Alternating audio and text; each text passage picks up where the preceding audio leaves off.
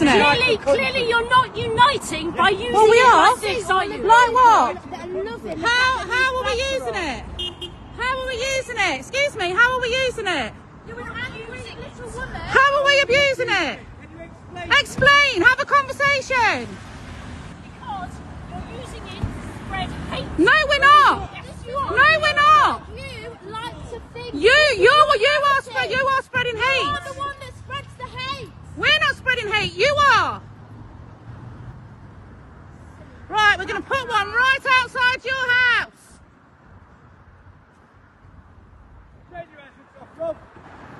My God, she was angry.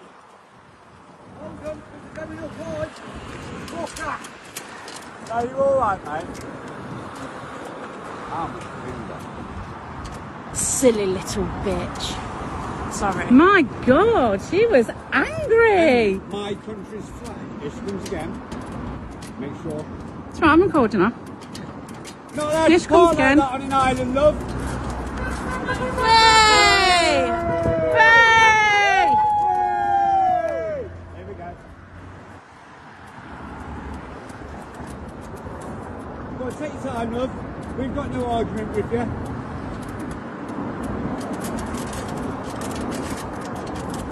So you can play this.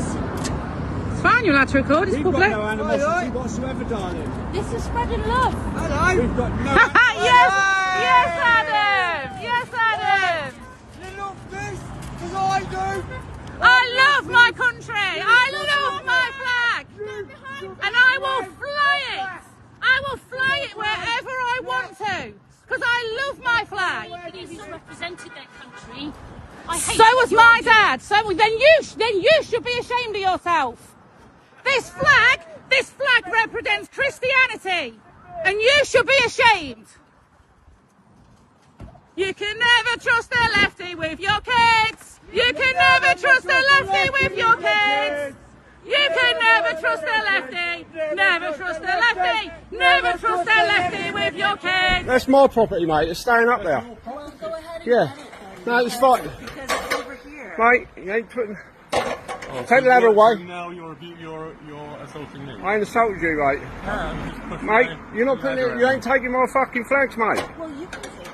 No, you're not taking them, mate. Why isn't it in front of Westminster is on fire. A storm has erupted at the very heart of British politics, and Keir Starmer is standing in the middle of it, his leadership teetering on the edge of collapse. A leaked document has shattered the fragile calm inside Parliament, exposing a secret EU deal that Starmer thought would never see the light of day. Instead, it has detonated like a political bombshell. What was hidden in shadows is now dragged into the spotlight, and the truth is uglier than anyone imagined. This is not just a political setback. It is a betrayal so deep that even his own MPs are turning against him. The no-confidence revolt has begun, the countdown is ticking, and the question is no longer if Keir Starmer can survive, but how long before the final blow falls. The air in Westminster is suffocating. A scandal has broken out with the force of an earthquake, and all eyes are locked on Keir Starmer. For weeks, whispers had circulated about a quiet deal struck with Brussels, whispers that many dismissed as speculation, the kind of gossip that fills parliamentary corridors late at night. But now the leak has confirmed what Starmer's critics had feared. Britain's sovereignty has been traded away in secret. The revelations are staggering. Hidden concessions on fishing rights, renewed legal oversight from European courts, and the shocking extension of EU youth mobility schemes. It is a deal that not only undermines the promises of Brexit, but openly contradicts the commitments Starmer made to the British people. Inside Labour, fury is spreading like wildfire. MPs who once pledged loyalty to Starmer now accuse him of deceit, of lying to his own party, of treating Parliament as an obstacle instead of the voice of the nation. What was framed as pragmatism has been exposed as surrender. The betrayal cuts deep because it touches the very heart of Britain's post-Brexit identity. Control of borders, control of waters, and control of laws. Starmer's secret arrangement with Brussels has stripped away those hard-won powers, leaving even his most loyal allies shocked and humiliated. The Labour benches, once united in cautious discipline, are now rumbling with anger and disbelief. The no-confidence revolt was inevitable. Within hours of the leak, Labour backbenchers were already drafting letters, speaking to journalists, and quietly gathering support for what is now being called one of the most dramatic rebellions in modern history. The motion is not symbolic, It is a direct strike at Starmer's authority, a challenge designed to expose his weakness to the nation. And weakness is exactly what his critics see. In meetings behind closed doors, Starmer has lashed out with accusations of betrayal, branding his opponents as reckless, disloyal, even traitorous. But every threat only fuels the rebellion further. MPs are emboldened, sensing that his grip is slipping. This revolt is bigger than a policy dispute. It is about trust. For Labour MPs in red wall constituencies, the betrayal is personal. They campaigned on promises that Brexit would be respected, that sovereignty would never again be handed away. Now they face constituents who feel deceived, communities that already doubted Labour's word, and now see their fears confirmed. Fishermen, factory workers, small business owners, they are furious, and that fury is pouring into the inboxes and phone lines of MPs. Protests are already being planned in coastal towns, with banners accusing Labour of selling out Britain's future. The anger is not quiet, it is loud, it is organised, and it is growing. The Conservatives, smelling blood, have joined the chorus. For once, Labour's enemies do not even need to attack. The Labour Party is destroying itself from within. Tory MPs frame the leaked deal as proof that Labour cannot be trusted to lead, while Reform UK has seized the opportunity with ruthless clarity. Nigel Farage is everywhere. On television, on the radio, on social media, hammering home the message that Keir Starmer has betrayed Britain. His words are cutting through with brutal simplicity. Only reform stands for the true Brexit. And in Labour's most vulnerable constituencies, those words are sticking. Polls already hint at a surge for reform, a surge that threatens to rip the red wall away for good. The mood in the Commons is electric, volatile, and dangerous. Insiders compare it to the final days of leaders who had already lost control. Theresa May trapped in her Brexit deadlock, Gordon Brown in his dying days, Jeremy Corbyn facing mass walkouts. Every comparison ends the same way: collapse. And that is the word now whispered most often about Keir Starmer. Collapse of trust, collapse of authority, collapse of leadership. What was once seen as inevitable, his march to Downing Street, now looks fragile, broken, and possibly doomed. This revolt has momentum. The no confidence vote is being treated not as a gamble, but as an act of survival by Labour MPs who believe that keeping Starmer in place would destroy the party's credibility forever. Better to cut him loose now than to watch him take us all down, one insider said, echoing a sentiment that grows stronger with every passing hour. The countdown has begun, and the sound of rebellion is growing louder. Every corridor in Westminster hums with plotting, every whisper carries the weight of history. And as the leak spreads, as headlines scream betrayal, as public anger rises, Keir Starmer's career hangs by a thread so thin it could snap at any moment. The rebellion has now crossed a line that cannot be reversed. What began as whispers of frustration has transformed into a full-scale insurrection within Labour's own ranks. The leak of Starmer's EU deal has ignited not just anger, but a sense of betrayal so profound that many MPs believe his leadership is finished. In private conversations, once loyal backbenchers now talk openly about alternatives, about leadership contests, about a future for Labour without Starmer at the helm. The atmosphere is one of mutiny, and the cracks in his authority widen by the hour. The details of the leaked deal are damning. In exchange for smoother trade with Brussels, Britain would be forced to accept European court oversight in disputes, a condition that undermines the very sovereignty Brexit was meant to secure. Fishing waters, promised to remain under British control, would be shared once more with EU fleets until 2035. Youth mobility, marketed as a cultural exchange, in truth opens the door for a new wave of migration, precisely the issue many Brexit voters thought they had resolved.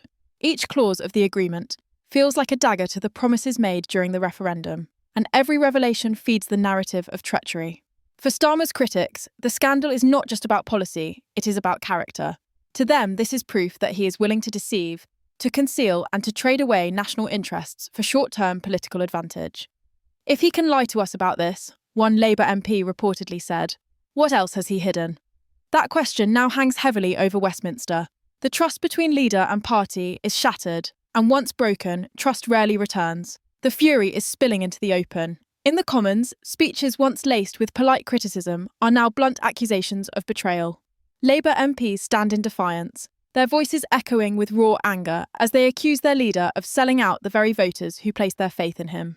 The benches are restless, the chamber electric, as if Parliament itself senses the gravity of what is unfolding. Outside, the media has turned the scandal into a feeding frenzy. Front pages scream of treachery. Headlines plaster Starmer's face with words like betrayer and traitor. Newsrooms compare the crisis to the most dramatic collapses of modern politics, warning that the countdown to his downfall has already begun. Meanwhile, in Labour's traditional heartlands, the anger has boiled over. In fishing communities, from Grimsby to Fraserburgh, banners calling Starmer a sellout are hoisted on boats and hung across harbours. Local Labour offices report resignations in droves, activists refusing to knock on doors, lifelong supporters tearing up membership cards in disgust. The betrayal feels personal because it strikes at livelihoods, traditions, and identities. Brexit was supposed to restore pride and control to these towns, but in their eyes, Starmer has handed it away with the stroke of a pen. The red wall is once again crumbling.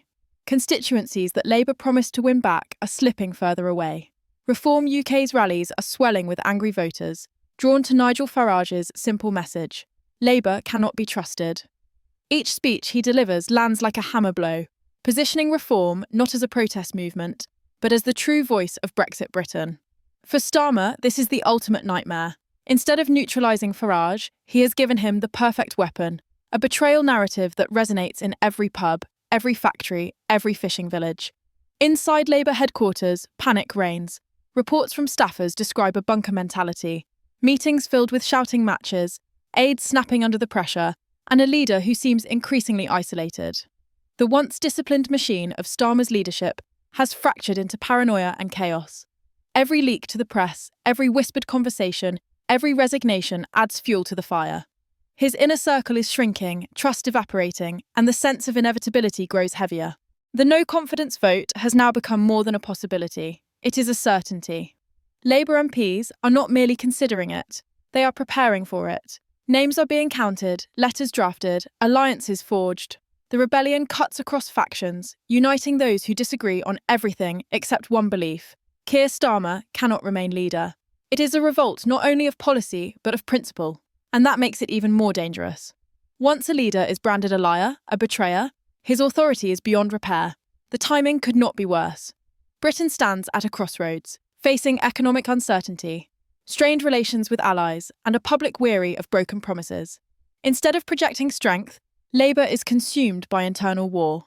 Every headline about betrayal, every poll showing reform's rise, every resignation chips away at the fragile hope that Labour could present itself as the party of stability. Instead, it looks divided, weak, and unfit for power. As the rebellion swells, Starmer's attempts to fight back only deepen his crisis. His speeches, once polished and confident, now come across as desperate. His warnings to MPs ring hollow. His threats are met with laughter. What was once fear of discipline has transformed into open defiance. He is no longer seen as a leader commanding loyalty, but as a man clinging to power while the ground collapses beneath his feet. The no-confidence vote is not just a political motion. It has become a symbol, a judgment not only on Starmer's deal, but on his entire leadership.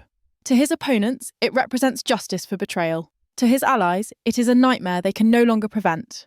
And to Britain, it is proof that the man who promised stability has instead unleashed chaos. The guillotine is being prepared, and the blade is inching closer with every passing hour. The rebellion has now reached its boiling point. Every hour brings fresh declarations of defiance, new names added to the list of rebels, and louder whispers that Starmer's fate is already sealed. What began as a slow drip of discontent has turned into a tidal wave, sweeping across Labour's ranks with unstoppable force. For Starmer, the walls are closing in.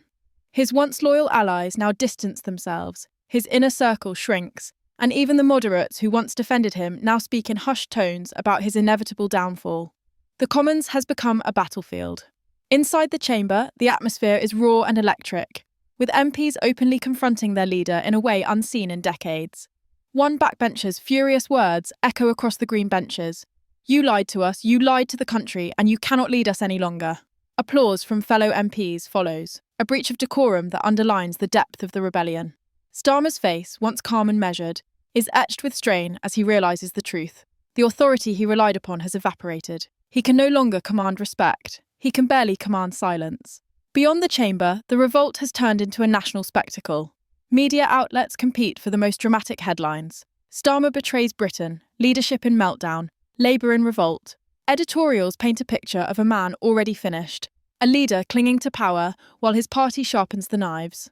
Commentators draw comparisons with Theresa May's doomed premiership, but many say this collapse is even swifter, even more brutal.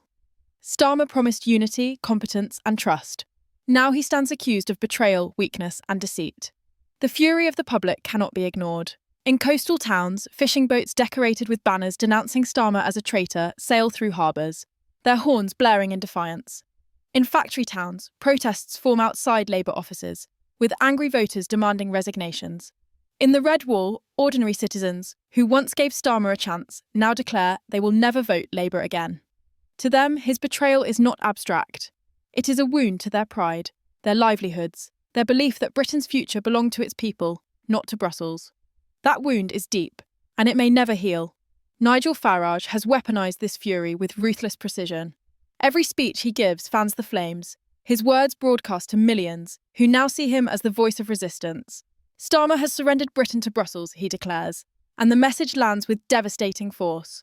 Reform UK rallies are swelling with energy, packed with voters who feel abandoned by Labour. What once seemed impossible, a genuine threat to Labour's dominance in working-class Britain, is now becoming reality. Polls hint at a dramatic shift, and every percentage point lost drives Labour MPs further into panic. Inside Labour, the atmosphere is toxic. Meetings descend into shouting matches. Advisers whisper of plots and defections. MPs who once smiled politely at Starmer now look him in the eye with open contempt.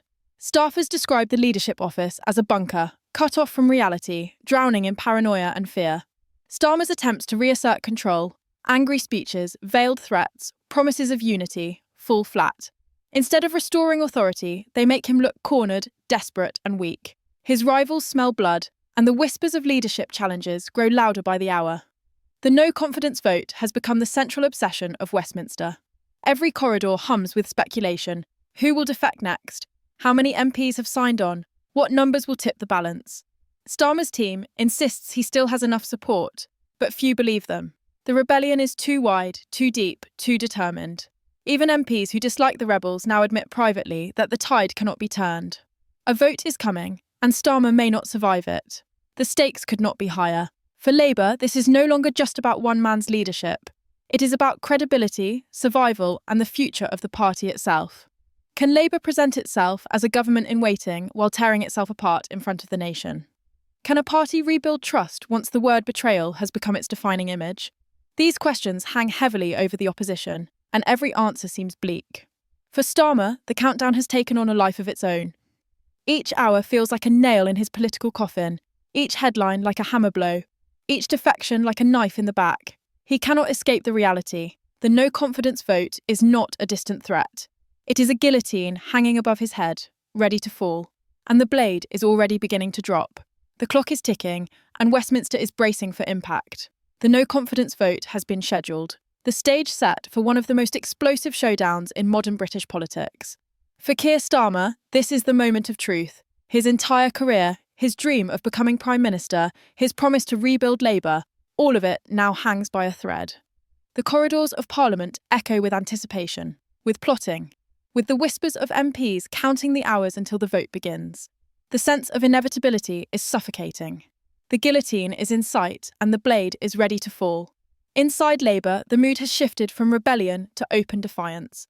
Backbenchers, once cautious and silent, now speak openly to the press, declaring Starmer unfit to lead. Shadow ministers weigh their options, some already preparing resignation letters, others waiting to see which way the wind blows. The loyalty that once held the party together has shattered. What remains is a fractured movement, divided between those who want to salvage Labour's credibility by removing Starmer and those who fear the chaos his removal will unleash. But for many, the fear of collapse is no longer enough to stop them. The betrayal is too great, the anger too raw, the wound too deep. The Commons chamber prepares for a vote unlike any other. Journalists pack the galleries, ready to capture every twist, every dramatic speech, every act of defiance. Outside, crowds gather in protest, some waving banners branding Starmer a traitor, others demanding accountability. Britain is watching, restless and divided, knowing that what happens inside Westminster will shape the nation's future. This is not simply a party dispute. It is a battle for trust, for sovereignty, for the soul of British politics itself. Starmer walks into the chamber under the heaviest of shadows. His speech, meant to rally his party and restore authority, falls flat. The words sound hollow, the promises ring false, and the anger in the room drowns him out. MPs who once applauded now sit in silence, arms folded, their minds made up. His attempts at defiance, his pleas for unity, only highlight his isolation. He looks less like a leader in control and more like a man pleading for survival. The tension is unbearable, the silence between speeches heavy with history. As the vote approaches, the numbers swirl like storm clouds. Whips scramble to hold the line, but the rebellion is too large. One by one, MPs step forward to declare their opposition, their words sharp, their voices unwavering. Each speech is another nail in the coffin, another hammer blow against Starmer's crumbling authority. When the division bell finally rings, the chamber empties into lobbies filled with tension so thick it feels unbreakable. Every MP knows their choice could determine not only the future of Labour, but the direction of the country itself. The result, when it comes, will be more than a tally. It will be a verdict on Starmer's leadership, on his honesty, on his trustworthiness. A victory for the rebels would mean the end. An unprecedented collapse for a leader once seen as inevitable. Even if he survives by the narrowest of margins, the damage is already done. His authority is broken, his reputation destroyed, his promises worthless. He will emerge not as a strong leader, but as a weakened man, limping toward an uncertain future. For many, survival in name is no survival at all. And so the question now is not simply whether Starmer survives the vote, but whether his leadership has already died in the eyes of the nation. The betrayal of the secret EU deal has stripped him of trust, the revolt has stripped him of authority, and the fury of the people has stripped him of legitimacy. Britain stands on the brink, Labour stands divided, and Keir Starmer stands alone, facing not just a vote, but the slow, brutal collapse of his political career. History will remember this moment as a turning point, the day when a secret deal destroyed a leader, the day when betrayal ignited a rebellion, the day when Keir Starmer's dream of power slipped through his fingers. The countdown has ended, the rebellion has spoken, and the echoes of this revolt will haunt Labour and the nation for years to come.